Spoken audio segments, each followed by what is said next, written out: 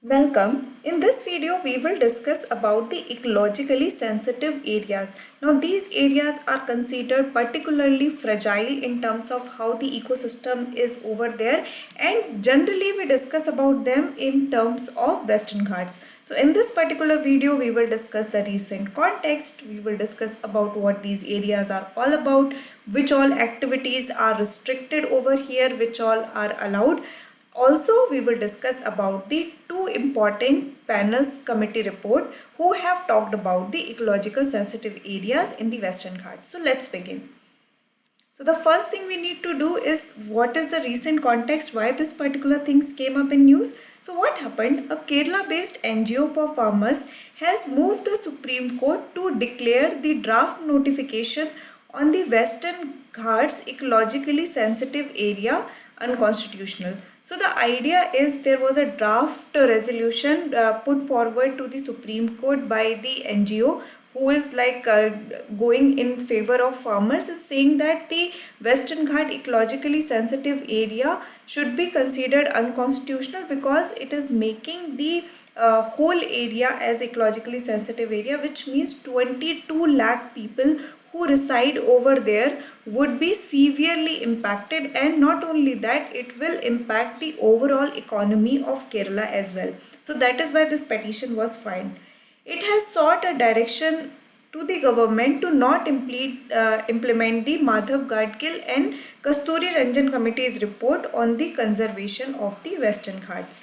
Now, these are the two committees which are formed to look into the matters of the Western Ghat, the ecological fragile areas over there, and their recommendation has come up over a period of time. Now, this particular petition was filed so that the recommendation could not be implemented in those areas. In this context, we will also study about those particular reports and what were their recommendations were all about. So, let's begin. So what are basically the ecologically sensitive areas? So they are located within 10 kilometers from the protected areas, national parks and wildlife sanctuaries. So the idea of ecological sensitive areas that the 10 kilometer, so anything located within 10 kilometer from the protected areas, national parks and wildlife sanctuaries could be considered as a ecologically sensitive areas. And which is the ministry who is kind of assigned to provide the notification for ESA? So it is your Ministry of Environment, Forest and Climate Change. So this is the ministry which will notify any particular area as a ESA or ecologically sensitive area. And under what authority this ministry could declare? So that particular authority comes from a statutory law which was passed by Parliament, that is your Environment Protection Act of 1986. So this is the act which specifically give power to the ministry to declare any region within 10 kilometer of national park, protected areas or wildlife sanctuaries to be declared as the ecological sensitive areas.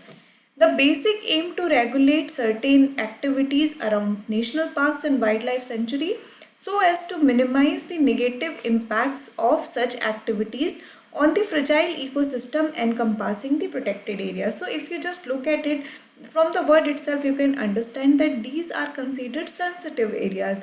Like the full protection or at least protection should be provided to these areas so that the activities which could have otherwise been harmful to the overall protected areas could be minimized or to an extent stopped. So that was the aim behind declaring any area as a ESA. Now let's just also try to see which all activities are prohibited, regulated and which are even permitted. So some of the activities which are prohibited include mining, sawmills, industry causing pollution, air, water, soil, noise, any kind of pollution, establishment of major hydroelectric power projects, commercial use of wood, tourism activities like hot air balloons over the national park, discharge of effluents or any solid waste or production of hazardous substances. So if you actually look at it, this is an exhaustive list. But even here, all the activities which is mentioned over here are severely damaging for the environment. So it makes sense that such activities are prohibited in the sensitive areas. Now there are few activities which are regulated. Regulated means they are in generally prohibited, but there are certain cases in which they would be allowed. So what are those?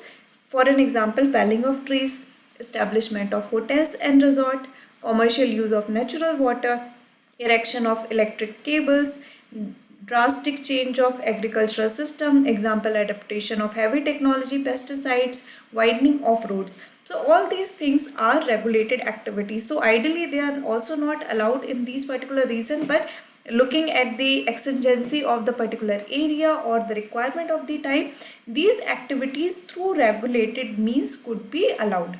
Then there are certain activities which are permitted in even in the ESA, which include the ongoing agricultural or horticulture practices. So whatever be the agriculture practices which were being followed over there, they are still permitted. Rainwater harvesting, so this is again a thing which will be permitted.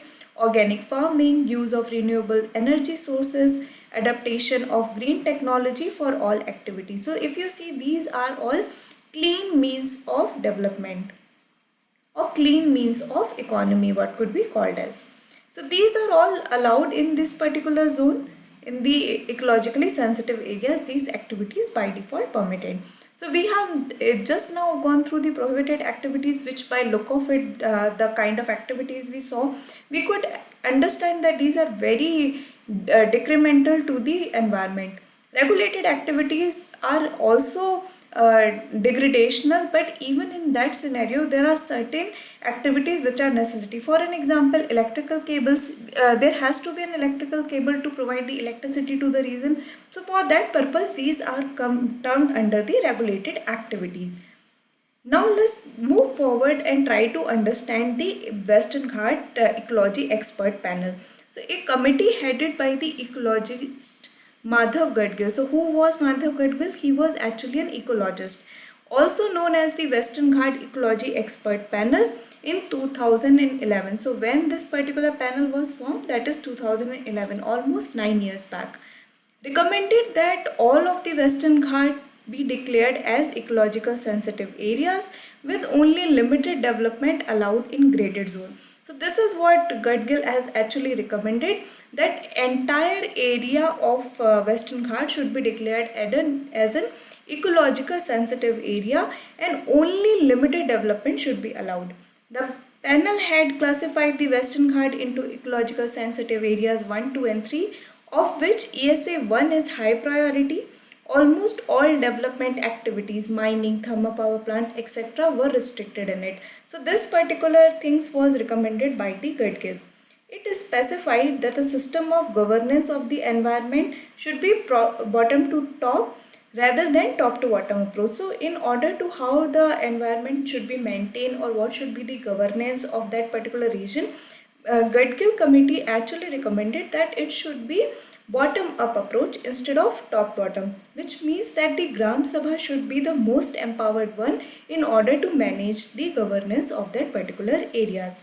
It also recommended the constitution of Western Ghat Ecology Authority WGEA as a statutory authority under Ministry of Environment, Forest and Climate Change with the powers under the 1986 Act. So it also recommended formation of a particular statutory body which will be specifically focusing on the maintaining of the sensitivity of the Western Ghat. So in order to maintain the ecology of the Western Ghat, Gadgil panel suggested a separate statutory body should come up under the Ministry of Environment, Forest and Climate Change. But what happened? This report was particularly criticized for being more environment friendly and not in tune with the ground reality. So declaring the entire Western Ghat as a ecological sensitive zone does not come in reality with the development ambitions or development aspiration of the region. So for that purpose, it is said that it is the Gadgil committee only considered the environmental angle and did not consider the development angle. Then to kind of overcome this or to plug the gaps, the another committee was formed by the Kasturi Ranjan. So Kasturi Ranjan Commission sought to balance the development and environment protection in contrast to the system proposed by the Gadgil report. So because the Gadgil report was severely criticized that it is causing a lot of environmental friendly recommendation, but there was nothing in terms of how the development should happen in that case in that particular region. So to to kind of balance that out, Kasturi Ranjan provided with alternatives. So instead of total area of Western Ghat, only 37% of the total area to be brought under the ESA. So instead of like 100%, he said that don't go ahead with the 100% region being ESA, but at least declare the 37%. Then the complete ban on mining, quarrying and sand mining in this particular area, the 37% which is declared as sensitive, there should be no mining, quarrying or sand mining of any kind over there. No thermal power projects to be allowed and hydropower project to be allowed only after the detailed study. So again, Kasturi Ranjan recommended that thermal power plant shouldn't be allowed, and the hydropower electric project, again, if they have to be like developed over there, it should be followed by a proper environmental study. So this is something again recommended by the Kasturi Ranjan committee. Red industries which are highly polluting should be strictly banned in the ecological sensitive area. Again, a recommendation by Kasturi Ranjan committee. Now, there are different countries type of industries on the basis of how they pollute the particular environment. Not necessary from UPSC perspective, but just understand red industry is the one which is highly polluting. The report recommended exclusion of inhabited region and plantation from the purview of ESA, making it a pro-farmer approach. So again, Kasturi Ranjan was pro-farmer as compared to the Gadkil committee report. So these are the basic things which you need to know about these committees' recommendation.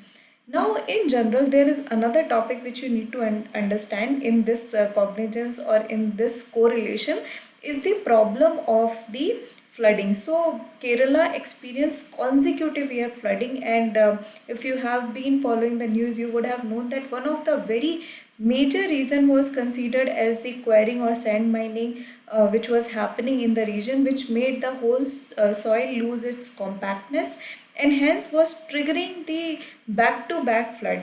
So in order to prevent such kind of extreme events or catastrophic events, Kasturi Ranjan and Gadkal Commission, these recommendations are very much needed to be applied.